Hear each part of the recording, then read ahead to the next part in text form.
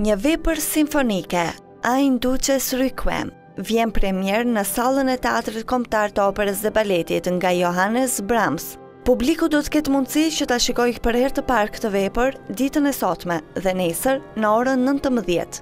Vepra ngjitet në këtë skenë në dirigjimin e të njohurit Matteo Pagliari, si dhe me pjesëmarrjen e veçantë të sopranos së njohur shqiptare Ulpiana Aliaj, e cila interpreton prej 9 vitesh në Itali. Drejtori i Teatrit Kombëtar të Operës dhe Baletit, Ilir Kerni, u shpreh se vepra ka një sfond të veçantë duke ardhur në këtë skenë në një simfoni të vërtetë nëpërmjet sopranove Ulpiana Aliaj, Ermira Dauti dhe baritonit Armando Likaj, si dhe korit që luan rolin më të madh në shfaqje.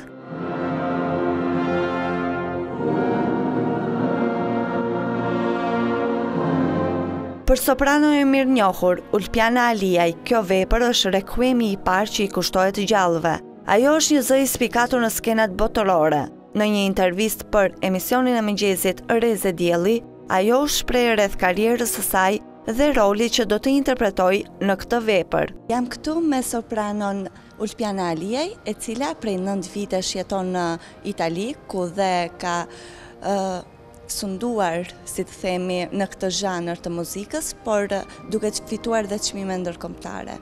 Por vjen shpesh në Shqipëri dhe rikthehet në skenën e Teatrit Operës dhe Baletit për të sjellë interpretimin e saj në një requiem, apo jo?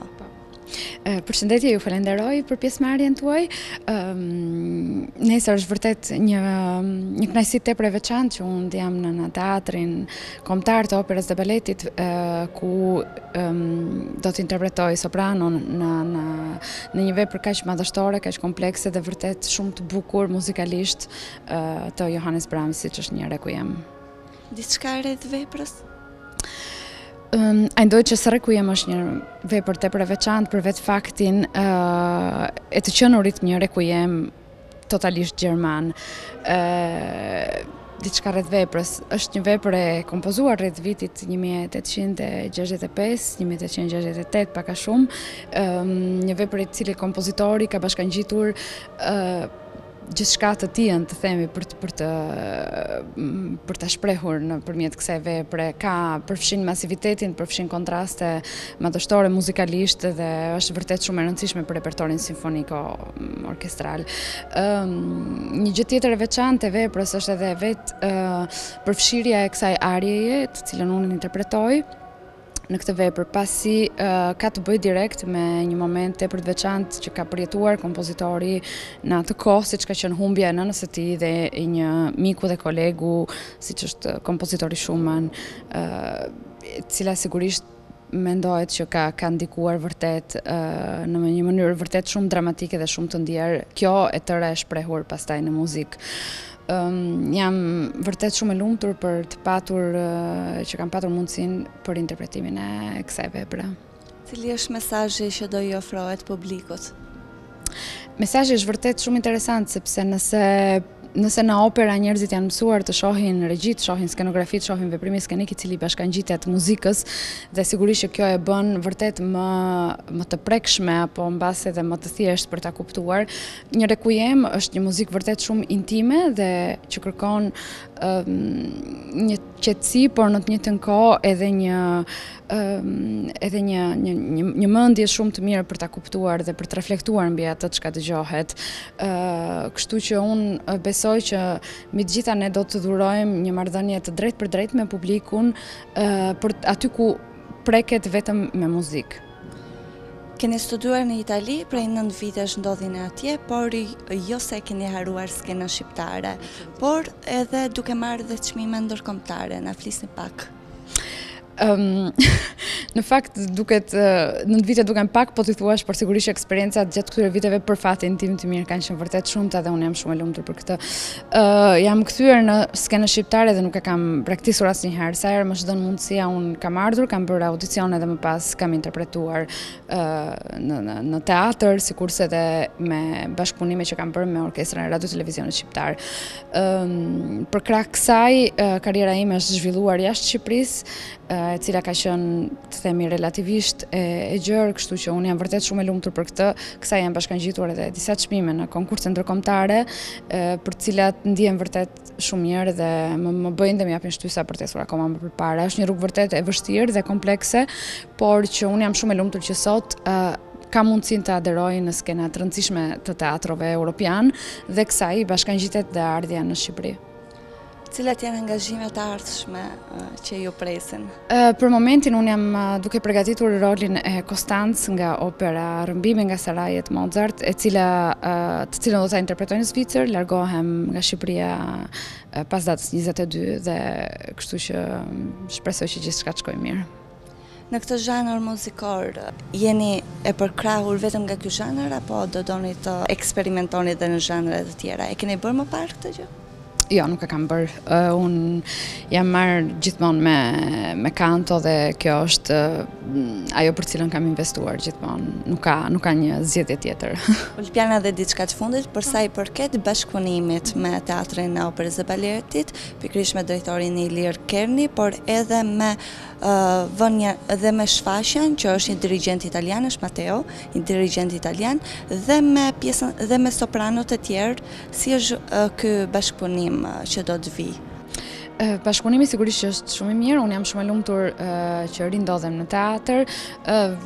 Do të thoya që ndihem vërtet në shtëpi këtu, pavarësisht se bashkëpunimi i fundit ka qenë në prill të vitit kaluar në pjesëmarrjen në operën Don Giovanni, ku kam interpretuar Dona Anën me Maestro Kernin. Është bashkëpunimi i parë, shpresoj që kjo t'i hapi rrugë dhe të lërë vend për bashkëpunime të tjera të mëtejshme.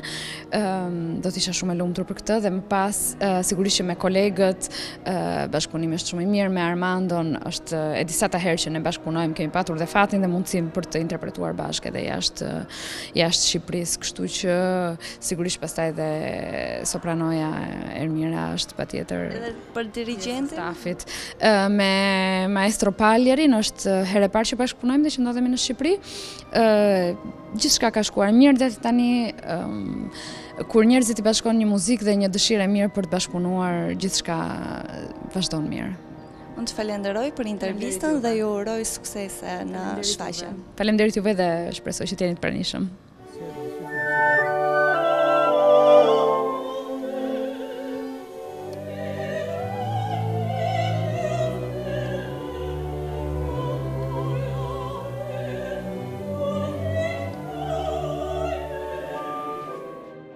Zalafilla e veprës simfonike të Johannes Brahms, Ein Deutsches Requiem, nuk është e qartë. Pjesa më e madhe e muzikologëve besojnë se vdekja e një prej miqve më të ngushtë të Brahmsit, Robert Schumann, e nxiti atë të punojë për një requiem. Të tjerë, përfshirë këtu dhe bashkëshorten e Schumannit, ishin të mendimit se puna u shkrua në kujtim të nënës së Brahmsit, e cila vdiq 10 vjet më vonë se Schumann. Por ajo që vlen të përmendet është se në vend të latinishtës tradicionale, Brahms vendos pasazhe nga Bibla luteriane. Në këtë mënyrë, kompozitori Johannes Brahms arriti të zbustë tonin e veprës.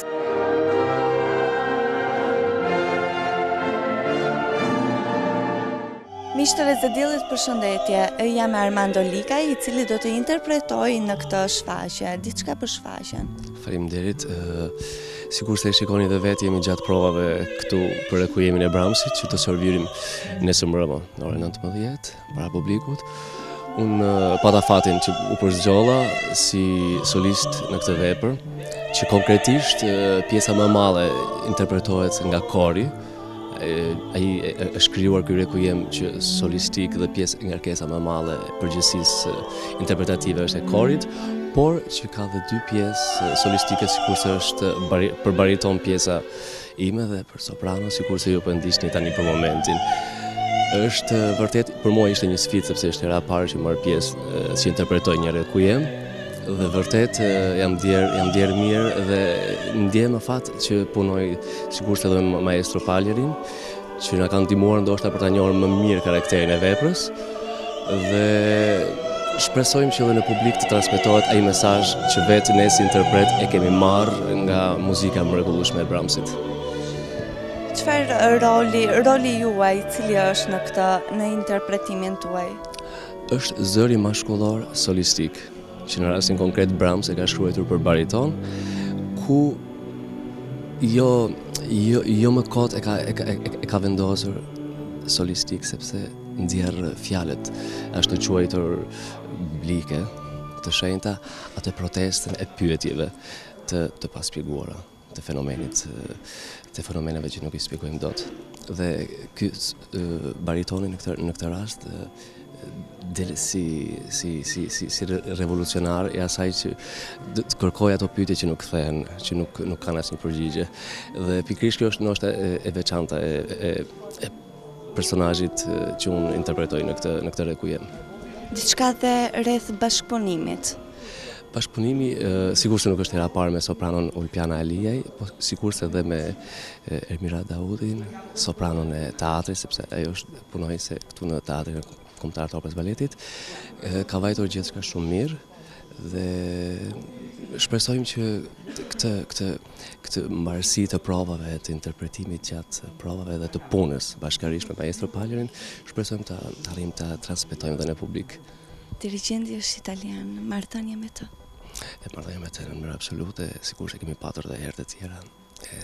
Është shumë e mirë, shumë konkrete, sepse e njeh shumë mirë veprën dhe na ka treguar vërtet brendësinë e asaj çfarë ne duhet të tregojmë me interpretimin ton në këtë vepër. Vepra është premierë dhe është hera e parë që publiku shqiptar do ta shijojë nëpërmjet interpretimit që do vihet në skenën e teatrit, operës dhe baletit. Diçka për mesazhin e veprës dhe asaj që publiku do marrë prej veprës. Publiku do marrë një mesazh për sa i përket jetës, luftës së jetës me vdekjen. Janë mesazhe të marra dhe fjalë nga Bibla, ku shpjegon dhe tregon gjithë luftën që bën njeriu për jetën dhe atë luftë që nuk pranon dot dhe nuk do të ketë vdekjen. Por që në fund mesazhi dhe kuptim plot është që fiton gjithmonë jeta, e cila është ajo që është treguesi më i madh në gjitha fenomenet botërore. Armando, unë të falenderoj dhe të uroj suksese në këtë premierë. Faleminderit shumë dhe juve, punë të mbarë. Ju falenderit. Për sopranon Ermira Dauti, vepra përcjell mesazhe të veçanta. Ajo ndihet e lumtur që do të interpretojë për herë të parë për publikun shqiptar këtë vepër. Ky është një rekujem i përmasave shumë të mëdha. Për arsye se, siç e tha dhe Ulpiana, ky është një rekujem që është sakra, po jo liturgjik. Dhe që në momentin e parë rekujemi nuk fillon si gjithë rekujemet e tjerë, po fillon Zoti ju bekoft ju, zeli gzind. Dhe për mendimin tim kjo është ka një domethënie të madhe. Unë si këngëtare jam, thash dhe një shumë e privilegjuar të këndoj, mbasi unë jam dhe studente e pedagogës madhe artistes popullit Maria Kraja, dhe ka qenë dhe një nga dëshirat e saj, dhe mua po më realizohet.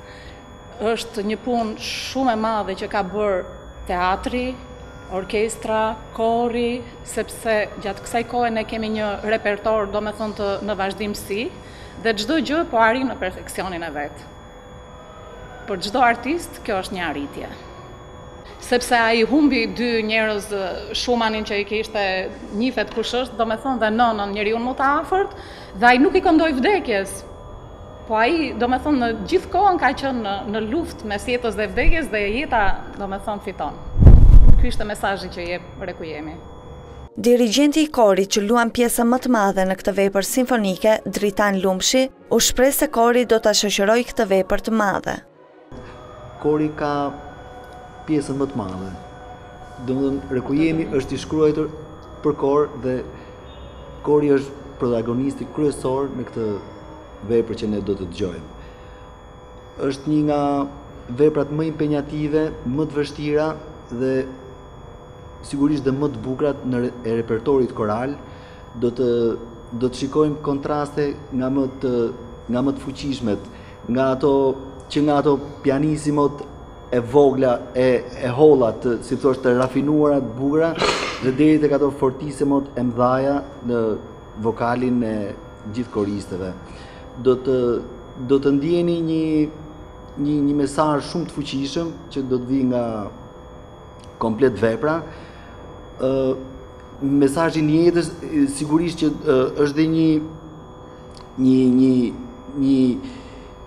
një intravers, si thua, midis jetës dhe vdekjes në këtë requiem, do të shikojmë atë kontrastin e fuqishëm midis jetës dhe vdekjes dhe sigurisht që gjithmonë jeta del fitimtare ose gjithmonë e dëshiruar nga të gjithë që ne e presim ta jetojmë në ditët më të bukura dhe në formën më të bukur. Ato ditë që neve na i ka dhënë Zoti dhe gjithmonë presim me dashurinë më të madhe t'i lutemi. Do të gjejmë që nga lutjet dhe deri tek goditjet e mëdha, si thua, të midis jetës dhe vdekjes, ato kontrastet e fuqishme. Kori ka pjesën dërmuese të veprës. Në vend të teksteve katolike, rekuemi gjerman është i mbushur me ngushëllim, padyshim që vepra Ein Deutsches Requiem është puna më prekse dhe ndjeshmërisht më shprehëse e kompozitorit Johannes Brahms. Është i pari requiem i cili u kushtohet të gjallëve.